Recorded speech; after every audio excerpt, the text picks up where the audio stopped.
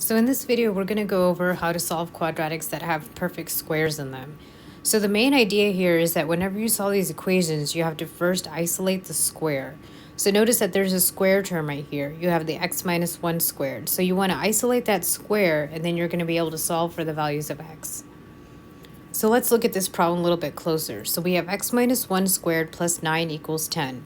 So the first thing I'm going to do is I'm going to isolate the square. And remember, you isolate the square by doing the opposite operations.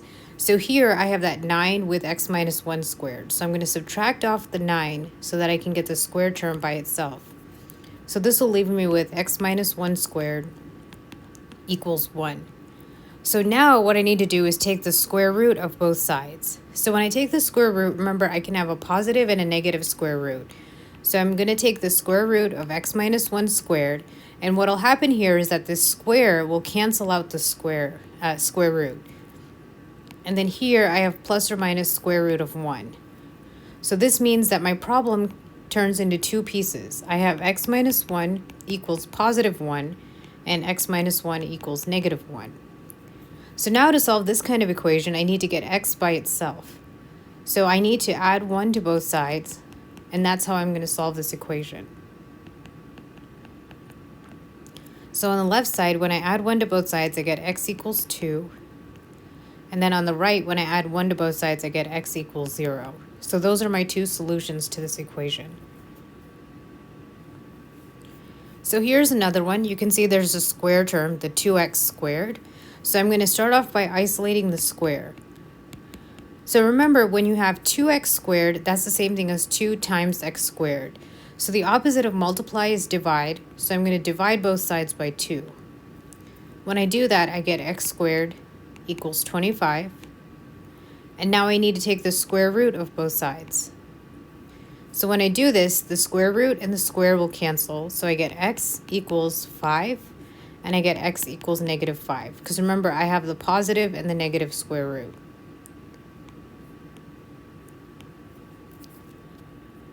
So in this problem, I have 9x squared equals 16. So once again, I'm going to get the x squared term by itself. So I'm going to go ahead and divide both sides by 9. And then I get x squared equals 16 over 9. Now I take the square root of both sides. And so this gives me x equals 16, the square root of 16 over 9, and x equals negative square root of 16 over 9. Notice that 16 and 9 are both perfect squares, so I can rewrite this as x equals the square root of 16 divided by the square root of 9. And if I simplify this, that means x equals 4 over 3. On the right side, I have the negative root, so that's going to be x equals negative 4 over 3.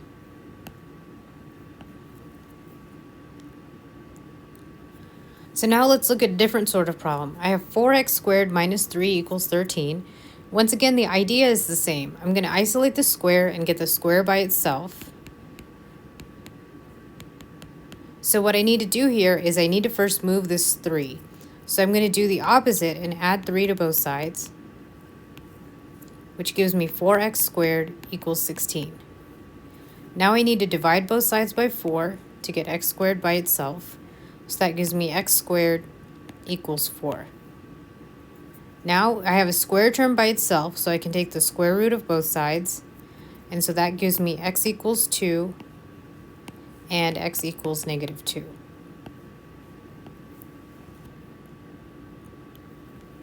So here's a different sort of situation. So here I have x squared plus minus 4x plus 4. Notice it's not a square by itself. I have this minus 4x term, but what I can notice is that this follows the pattern of a perfect square trinomial. Notice that this follows that pattern, a squared minus 2ab plus b squared, because I can write this as x squared minus 2 times x times 2 plus 2 squared, which the pattern tells you is the same as x minus 2 squared. So if I rewrite the left-hand side as x minus 2 squared, now I have a perfect square in my equation. So I can write x minus 2 squared equals 49, and then I can take the square root of both sides to solve for x. So I get x minus 2 equals plus or minus 7.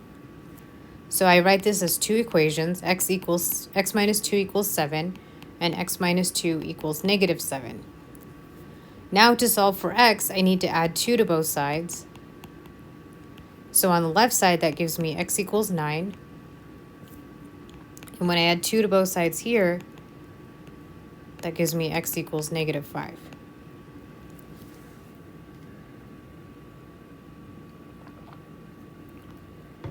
So let's try a couple more examples. So here I have 4x squared minus 12 equals 24. Once again, I'm going to try to get the x squared term by itself. So the opposite of minus 12 is to add 12. And that gives me 4x squared equals 36. Now to get x squared by itself, I'm going to divide both sides by 4. And I get x squared equals 9. I take the square root of both sides, and I get x equals 3. And x equals negative 3. Here I have one where I have x minus 2 squared. So I'm going to start off by adding 4 to both sides.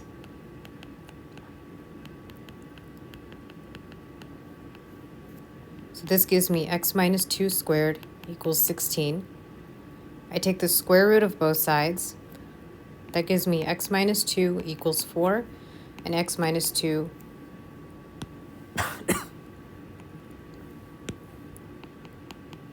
equals negative 4.